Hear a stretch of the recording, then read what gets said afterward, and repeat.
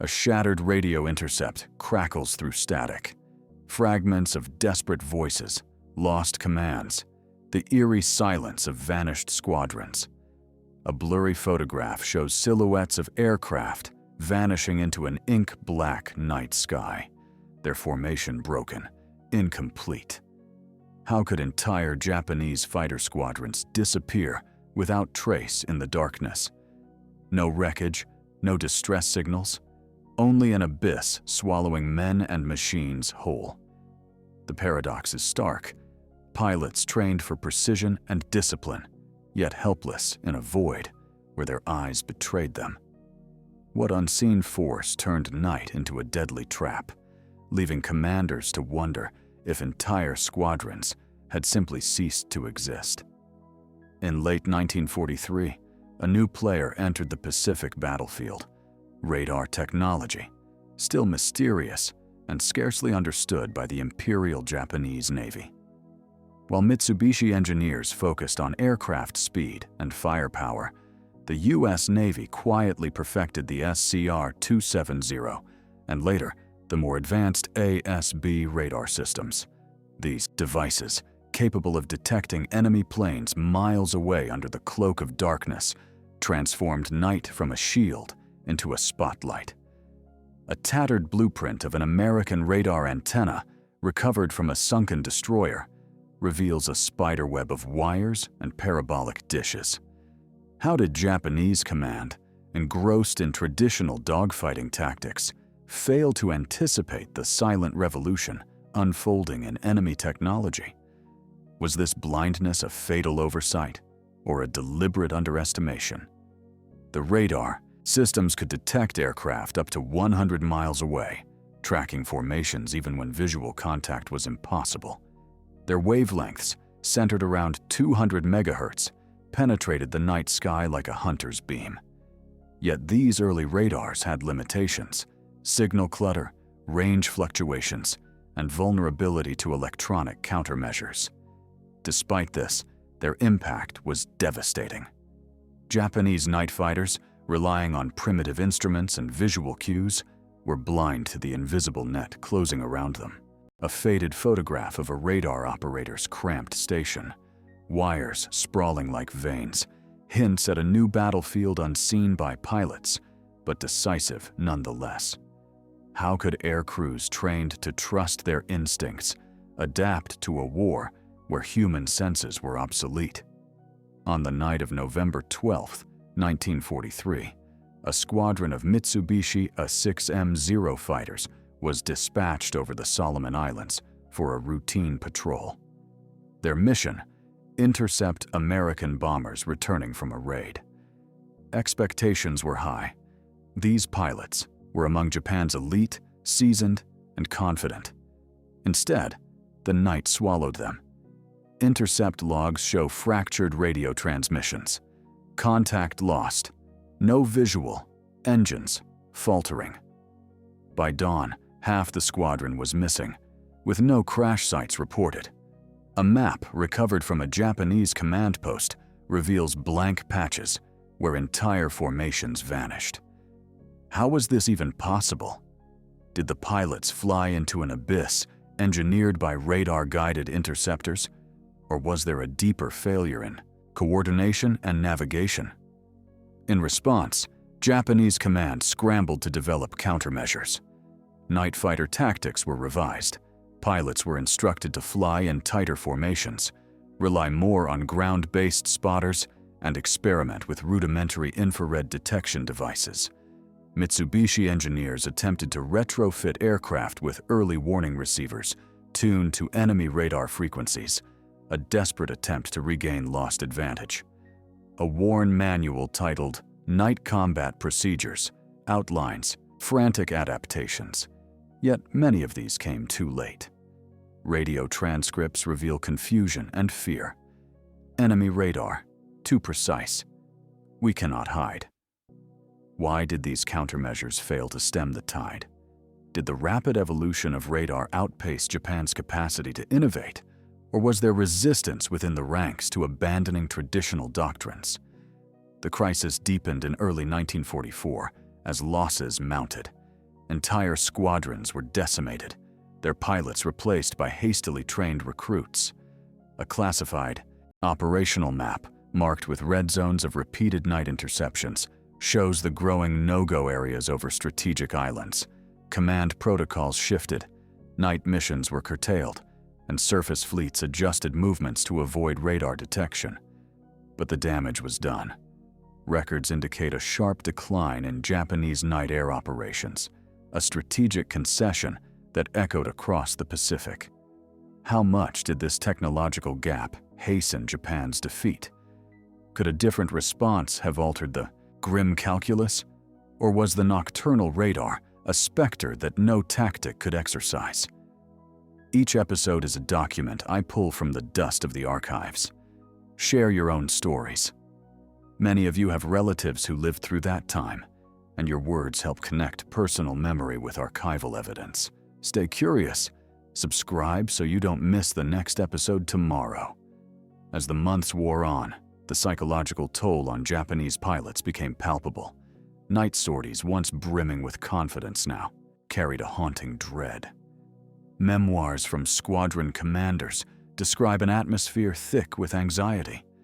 Pilots gripping controls as if to hold on to life itself. Eyes darting nervously through inky darkness, ears straining for the faintest hint of enemy presence. A grainy photograph taken inside a dimly lit briefing room captures their faces, grim, exhausted, shadows cast deep by flickering lanterns. The once proud night fighter units now operated under the shadow of an invisible hunter. How could men trained to master the skies be undone by something unseen? Was this fear merely an echo of lost comrades, or did it reveal a deeper collapse in morale and trust? Meanwhile, intelligence reports began to hint at the sophistication of American radar tactics. Intercepts recorded by Japanese codebreakers revealed not just the existence of radar, but its integration with fighter direction centers, complex nodes that guided pilots to precise interception points in real time. A schematic recovered from a downed U.S. Navy aircraft shows interconnected radar arrays and radio relay stations, a technological web that ensnared Japanese formations. This was no random hazard. It was a calculated system turning night into a battlefield favoring the unseen. Why did Japanese high command fail to disseminate this critical intelligence swiftly? Was there a bureaucratic paralysis that sealed the fate of night operations long before the first blackout? Efforts to replicate radar technology on the Japanese side met fierce obstacles: limited industrial capacity, raw materials, scarcity, and Allied bombing campaigns crippled research facilities. An engineer's diary, smudged with grease and despair, recounts endless nights attempting to calibrate primitive radar receivers with inconsistent results. Early prototypes, bulky and unreliable, never reached frontline units in meaningful numbers. The Imperial Navy's insistence on prioritizing offensive aircraft development over defensive electronics left a glaring vulnerability. How did strategic priorities shape this technological lag? Could a different allocation of resources have forged a tool to pierce the night, or was the tide of war already too far against them? In the field, pilots improvised. Some began using small flares to mark enemy positions, while others experimented with sound detection devices, rudimentary and often useless. A faded photograph shows an airman clasping a handheld microphone, listening intently in vain. Ground crews worked feverishly, repairing damaged aircraft and retrofitting existing models with the limited technology available. Yet, the weight of loss was relentless. Night after night, squadrons dissolved into ghosts, their fates sealed by a technology they could neither see nor counter. What limits did this impose on Japan's broader strategic options?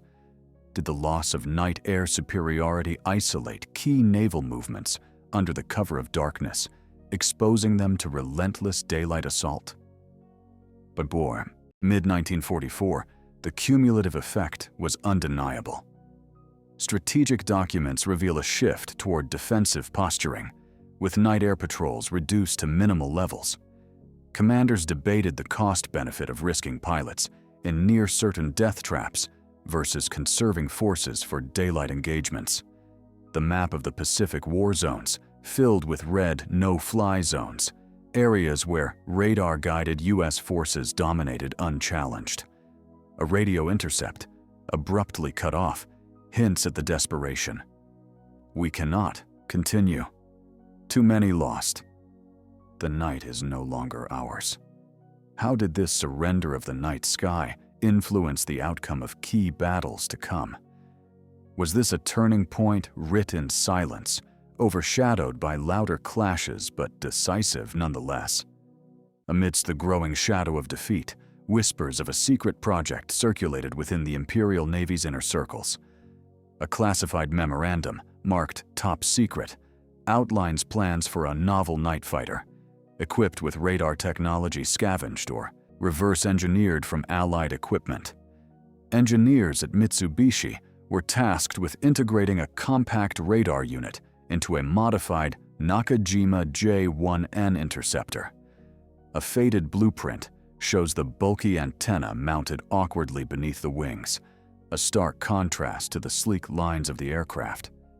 Yet, the project was plagued by delays, material shortages, and skepticism from commanders accustomed to traditional aerial combat. Could this desperate gamble break the deadlock, or was it too little? Too late?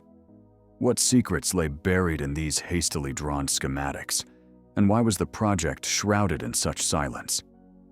Field tests began in early 1945, under the cloak of increasing Allied air superiority.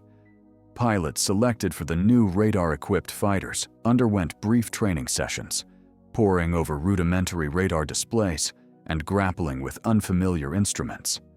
A grainy photograph captures a pilot squinting into a dim screen, the glow illuminating his furrowed brow. Yet, even with this technological leap, success was limited. Reports from test sorties describe instances of false contacts, signal interference, and persistent issues with synchronization between radar operators and pilots. Radio logs reveal terse exchanges. Target lost, equipment malfunction, visual confirmation impossible. How did these technical failures erode confidence? Was the technology fundamentally flawed, or was the human factor, training, communication, trust, the greater barrier? Despite these challenges, some successes emerged. In a rare documented case, a radar-equipped J-1N managed to intercept and shoot down a U.S. bomber during a night raid over Okinawa. The pilot's after-action report, scratched hastily in fading ink, describes the eerie sensation of tracking an invisible enemy, guided by an unseen eye. This victory, however, was an anomaly amid countless failures. The majority of night operations remained perilous gambles. A weathered map, annotated with radar contact zones and interception points, reveals the shrinking operational envelope for Japanese night fighters. How much did this isolated success affect morale? And why was it insufficient to alter the strategic balance? Were these early radar fighters a glimpse of a future that never came?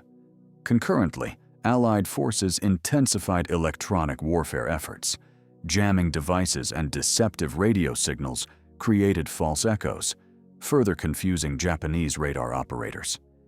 An intercepted Allied communique boasts of ghost signals, sowing chaos among enemy night defenses.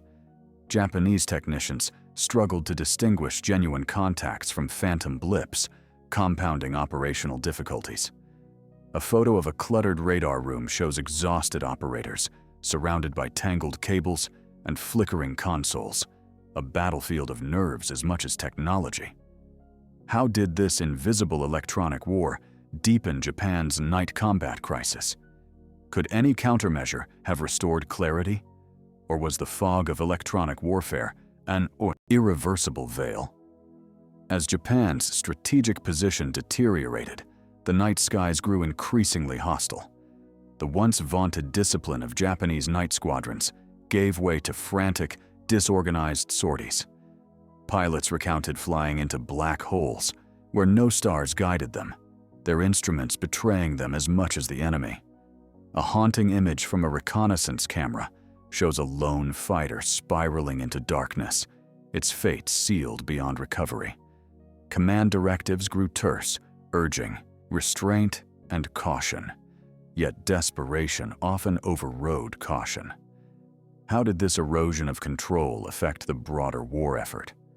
Were these night losses a symptom or a cause of Japan's unraveling defense? In the final months, radar technology and its countermeasures became a clandestine arms race fought in silence and shadow. Japanese attempts to catch up were hampered by dwindling resources and shattered infrastructure. Meanwhile, Allied radar systems continued to evolve, integrating with air and naval operations in a seamless network. A fragment of a decrypted message hints at the inevitability felt by those on the front lines. The night belongs to them now. What does this technological supremacy say about the nature of modern warfare? Was the night's conquest the quiet herald of a new era, one where invisibility and detection would decide the fate of nations? In the war's waning days, fragments of desperate innovation surfaced. Reports of experimental night vision devices and infrared detectors cobbled together from scarce materials. An engineer's sketchbook, stained with soot and hurried annotations, reveals crude prototypes. Goggles with primitive photocathode tubes intended to pierce the darkness. Yet, these devices were plagued by fragility and limited range, rendering them little more than curiosities rather than game changers. A faded photograph shows a pilot awkwardly adjusting such goggles during a pre-flight check, his face etched with doubt. How could such fragile attempts hope to counter the relentless advance of radar-guided warfare? Was this a final grasp at technological parity or a symbol of the inevitable collapse? Simultaneously, intelligence from captured Allied manuals revealed the extent of the radar networks, an interconnected web of ground stations, airborne pickets, and shipborne radars, feeding continuous data to fighter controllers. A detailed map from Allied archives shows overlapping radar coverage extending thousands of miles across the Pacific, an electronic net tightening inexorably around Japanese forces.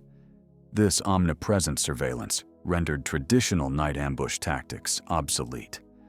Japanese pilots found themselves prey under invisible spotlights, their every move tracked and anticipated.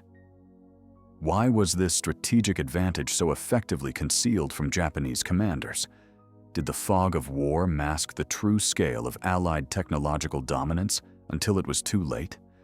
The psychological impact on Japanese aircrews reached a breaking point. Letters smuggled from frontline pilots describe a haunting sense of vulnerability. We fly into a world where eyes see everything, yet we are blind. A blurred photograph captures a group of young pilots gathered around a radio, listening to static broken only by distant Allied chatter, voices carrying the cold certainty of impending doom. Morale plummeted, and with it, the will to fight under the cover of night. How did this erosion of spirit shape the final chapters of the Pacific Air War? Was defeat sealed not just by machines, but by the intangible weight of fear and futility? As the final air battles raged over Okinawa and the Philippine Sea, the night radar net proved decisive. Japanese attempts to mount nocturnal counterattacks were met with precise, coordinated interceptions. Combat reports detail entire formations shredded before they could reach striking distance, a silent massacre under electronic watchtowers. A surviving radar operator's log, yellowed and creased, chronicles the crescendo of engagements. Targets acquired at 50 miles, intercept vectors assigned, multiple kills confirmed. This cold efficiency contrasted sharply with the chaos and loss suffered by Japanese night squadrons. Could any tactical innovation have stemmed this tide, or was the technological gap an insurmountable abyss? In the final reckoning, the night ceased to be a refuge and became a hunting ground. Japanese pilots, once masters of stealth and surprise, were outmatched by a new paradigm of warfare where machines saw through darkness and networks controlled the battle space. A haunting image from a downed reconnaissance plane shows a shattered cockpit illuminated by the glow of enemy radar screens below, an emblem of a war lost in the shadows. What lessons did this silent struggle imprint on future generations of aerial combat? Was the defeat of Japan's night fighters a mere prelude to the age of electronic warfare and constant surveillance that defines modern conflict? In the aftermath, as the war drew to a close, the story of Japan's night fighter tragedy remained buried beneath layers of silence and defeat. Scattered reports, fragmented testimonies, and damaged equipment pieces lay forgotten in abandoned airfields and rusted hangars. A solitary photograph, taken by an Allied reconnaissance plane over a deserted island, captures the skeletal remains of night fighter aircraft, silent witnesses to a battle lost in the dark. Technology that once seemed a distant threat had become an overwhelming force, reshaping the very nature of aerial warfare. How many lives were lost, not just to bullets, but to the unseen eyes scanning the night sky? What ghosts haunt these wrecked machines, forever lost to a war fought in shadows?